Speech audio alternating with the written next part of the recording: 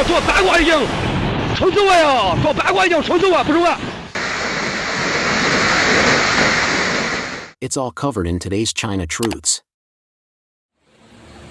In Twin 25, China finds itself trapped in a relentless disaster where natural fury collides with man-made failures, unleashing a nationwide catastrophe. From the crowded avenues of Beijing to the isolated corners of Sichuan's countryside, surging floods swallow entire communities, destroy livelihoods, and unearth truths the Chinese Communist Party, CCP, had long buried. At the core of this unfolding disaster stands the Three Gorges Dam, once hailed as a monumental triumph of engineering and state power, now feared as a looming threat capable of wiping out millions in its collapse. Torrential rains battered the Three Gorges Dam, pushing it dangerously close to disaster. By July 7th, water levels surged to 171 meters, just shy of the critical 175-meter threshold, triggering alarm among engineers. With a staggering inflow of 30,000 cubic meters per second, Beijing reportedly entered emergency mode. In a desperate move to relieve the pressure and avert collapse, authorities initiated a massive flood release on July 16th, unleashing 44,000 cubic meters per second, enough to submerge nearly 300 Westlakes in just one day. Desperate cries rise from rooftops swallowed by floodwaters. Disturbing clips flood social media, revealing a grim reality. Meanwhile, Beijing's silence grows heavier, casting a shadow over a nation on the verge of breaking. What began as heavy rain quickly spiraled into a nationwide flood crisis. By late June and early July, water levels in 329 rivers had surged past safety limits. According to a delayed report from the Ministry of Water Resources, the capital itself was overwhelmed. As the Mune Reservoir discharged to save its own structure, downstream rivers like the Chao and Bai spilled over, drowning vast regions in chaos. In Beijing's Mentogu district, the town of Taishitun turned into a waterlocked island as torrents rose to the third and even fourth floors of residential buildings. Miss Fan, who lives near the Qinghai River, recalled the horrifying scene. Within just 15 minutes, floodwaters surged into our community. Gas tanks, furniture, everything was swept away. We ran upstairs, but even the second floor didn't feel safe. Water reached our waists. One of our cars was completely submerged. Dramatic footage from the disaster zone shows cars drifting like lifeboats, bridges snapped in two, and frantic residents scrambling to rooftops, calling for help as no rescue teams were in sight. Not far from there, Fangjiayu town became a portrait of ruin. What was once a busy main road was reduced to a filthy, debris-filled river. From a hillside, a local resident filming the destruction cried, "The whole town is gone. The Runshan Expressway bridge has vanished. Everything's underwater." Fangjiayu was completely severed from the outside world, power lines down, mobile networks dead, and all roads impassable. Mr. Lee, another resident, shared, "I've never seen anything like this. The water broke through my front door and dragged everything out. Low-lying homes collapsed under thick layers of mud. The roads are destroyed." In surrounding villages like Sichuan and Gaojingzi, calls for help echoed across flooded valleys, but rescue crews couldn't reach them. Bridges had crumbled. A tearful woman from Gaojingzi said, "We have no water, no food, no power. We're stuck on the roof. No one's coming. The flood wrecked our house. The whole yard is underwater. It's over for us." Back to the original story, at the heart of this unfolding crisis is the Three Gorges Dam, a project once paraded as a feat of national pride, now revealing its darker side as a potential catastrophe. On July 2nd, water levels in the reservoir hit 152.87 meters, already above the official danger mark. By July 7th, the levels soared to 171 meters, dangerously close to the dam's upper safety limit of 175. With an overwhelming 30,000 cubic meters of inflow per second, top officials in Beijing were reportedly thrown into chaos. In closed-door meetings at Jingnai, an anonymous source revealed a chilling truth. "We're out of options. The dam is under unprecedented strain. If it breaks, hundreds of millions downstream in Yichang, Wuhan, and Nanjing will face a nationwide systemic disaster." In a desperate bid to relieve that pressure, officials ordered an enormous release of water on July 16th, 44,000 cubic meters per second, enough to fill nearly 300 West Lakes in a single day. While this averted the dam's collapse, it unleashed chaos downstream, swallowing up homes, farmland, and entire livelihoods. This wasn't just a natural disaster, it was the result of calculated political choices. State media Xinhua revealed a stunning decision: intentionally flood low-lying zones to shield critical areas. In towns like Renhua and Guo, the Tuoku hydropower plant opened 7 gates without warning, releasing a furious wave from the Yuan River.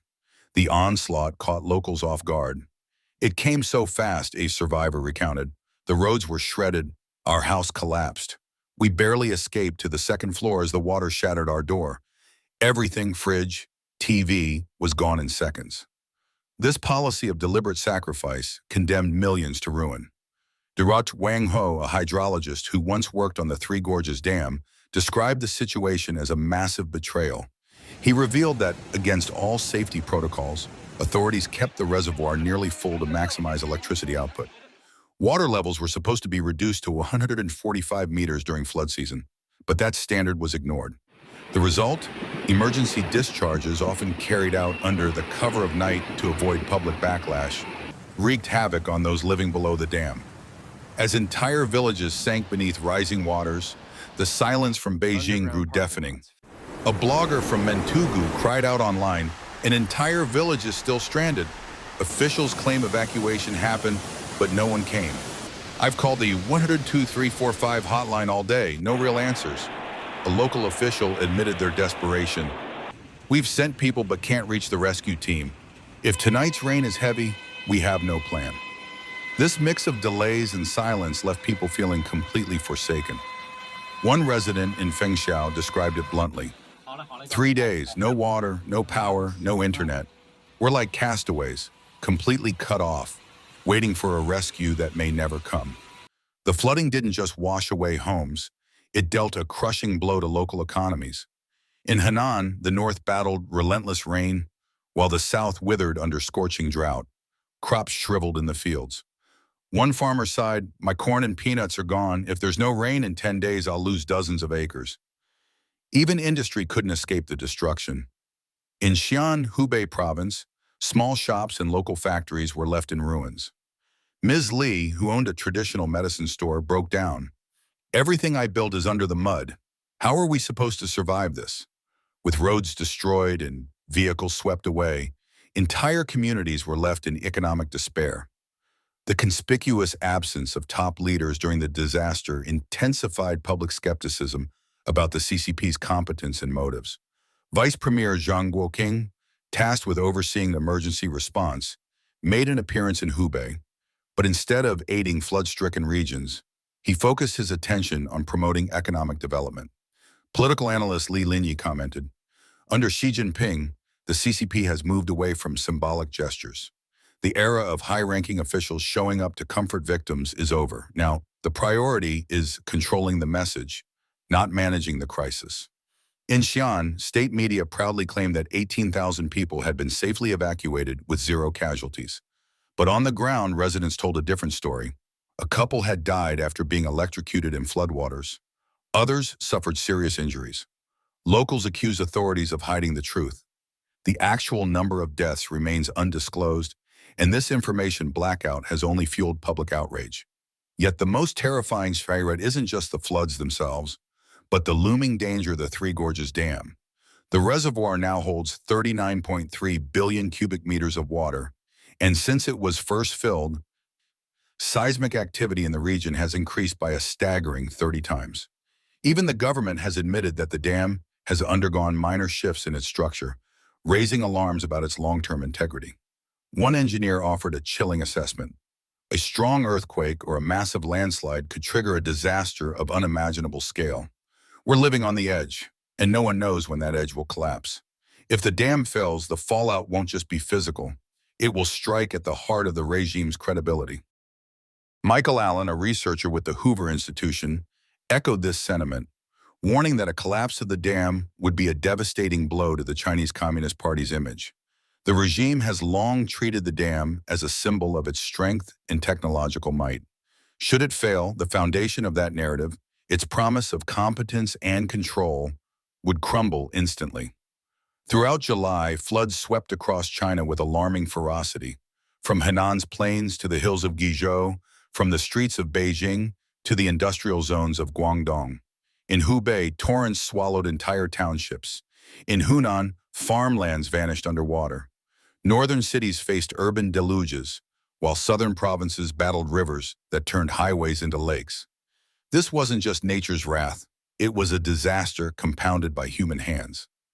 Dozens of dams, overwhelmed or deliberately opened, discharged massive volumes without sufficient warning. Across the nation, a cascade of man-made chaos followed every storm. In many areas, residents spoke of sudden surges that came not with the rain, but with the roar of water released upstream. Emergency discharges from overflowing reservoirs swept away villages in minutes. In Guizhou, people watched helplessly as muddy waves broke through floodgates and crushed homes. In Guangdong, rapid releases submerged entire districts overnight. Authorities insisted these were controlled measures, but the destruction told another story. The true scale of the flooding, amplified by reckless dam management, continues to unfold, exposing deep cracks in China's water control system. The 25 floods have laid bare the fragility at the core of China's governance. From forgotten mountain towns in Mentugu to industrial cities along the Yangtze, ordinary citizens are paying the price for a system built on ambition and denial. An economy left in shambles, communities boiling with unrest, and public trust rapidly eroding, all reflect a country deep in crisis. And as the waters begin to retreat, one question remains. Not whether the Chinese Communist Party can withstand the storm, but whether it can survive when the tide of truth finally comes crashing in. Please share your thoughts in the comments section below. We will keep reporting on the COVID surge in China, so don't forget to subscribe to our channel and turn on the notification bell to get the latest videos. And thank you for tuning in.